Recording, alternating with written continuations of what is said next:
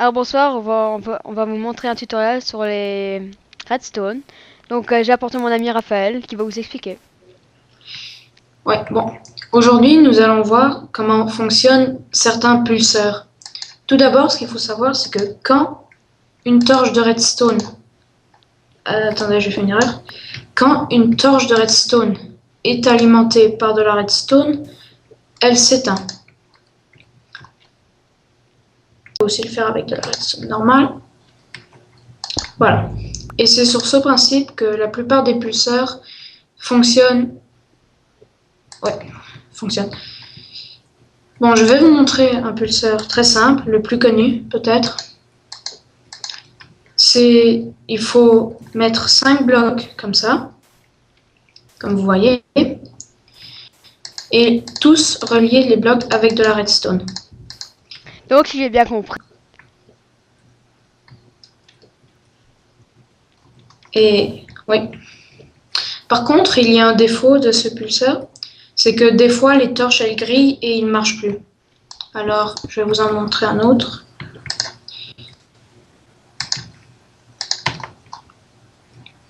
Le pulseur avec des répéteurs. Ça par contre j'avais jamais vu. Il faut que les répéteurs soient mis au maximum, parce que sinon ça va pas marcher, le pulseur sera trop rapide. On met une torche et voilà. Ah ouais, donc t'as pas besoin de mettre de torche pour longtemps quoi. Non. L'avantage, Pour c'est que pour l'éteindre, on fait comment alors? pour l'éteindre, on casse et on remet. Ok. L'avantage, c'est que les répéteurs ne grillent jamais. Je vais vous montrer un autre pulseur parce que il est pratique. Il est plus pratique que celui-là parce que lui, il faut mettre une torche et la casser après et casser pour l'éteindre. Et plus pratique que celui-ci car lui, il peut griller des fois. Alors, on met des torches comme ça. Attendez. Des pistons. Et ensuite, il faut mettre un bloc quelconque. Par exemple, de la cobblestone. Ici, il faut mettre des repeaters comme ceci. Comme vous voyez, j'ai fait une erreur. Donc il est bien compris, le bloc va tout le temps circuler quoi. Oui, parce que les blocs sont alimentés en courant. Alors, ici, un repeater comme ça et un autre comme ça. Voilà.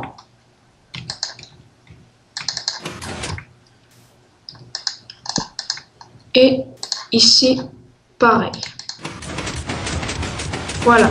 Comme vous voyez, ça ne s'arrête jamais, ça ne grille pas et on peut l'éteindre facilement.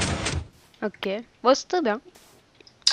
Je vais vous en montrer un quatrième qui peut être très utile pour faire des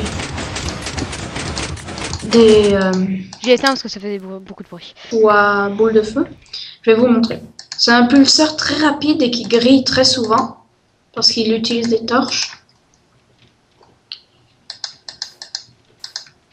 Voilà. Pour l'éteindre, on met une torche, de la redstone, un dispenser qu'on met dans le bon sens, une torche à côté, on met des flèches dedans ou bien ce que vous voulez. Voilà. T'as besoin de redstone ou pas? Non, j'en ai.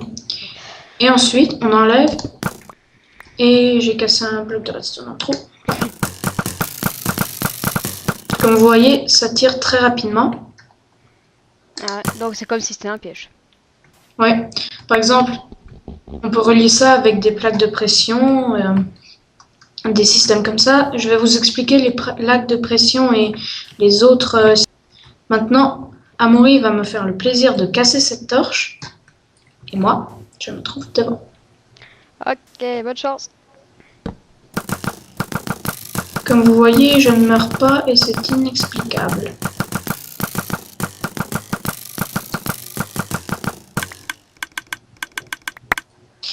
Bon, il est vide. Bon, je crois que c'est tout pour aujourd'hui. On a vu les principaux systèmes Ok. Bon, à très bientôt et prochain épisode. Salut!